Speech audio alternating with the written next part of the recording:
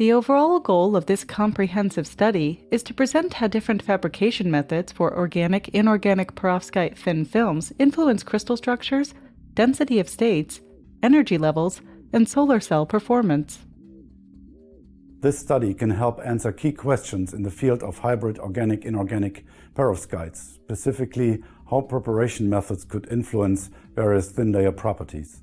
Our approach is to characterize differently fabricated perovskite layers using methods such as photoelectron spectroscopy or scanning electron microscopy in order to monitor film composition, morphology, and/or density of states.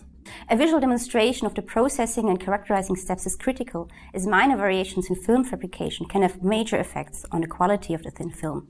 Demonstrating the procedure will be Ines Schmidt, Tobias Schnier, and Jennifer Emara, one master and 2 PhD students from my group. Ines and Tobias are focusing on solution processing, whereas Jenny studies vacuum-deposited layers.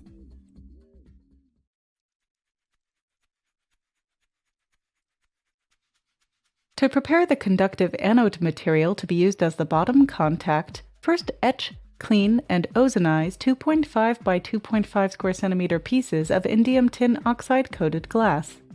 Next, draw at least 150 microliters of 1.5% P.PSS in water into a syringe. Attach a 0.45 micron filter to the syringe tip. Mount an ITO glass substrate on a spin coater in air with a relative humidity of 30 to 50%. Dispense 150 microliters of the filtered P.PSS suspension onto the substrate surface. Spin coat the substrate at 2500 RPM for 25 seconds and 4000 RPM for 5 seconds.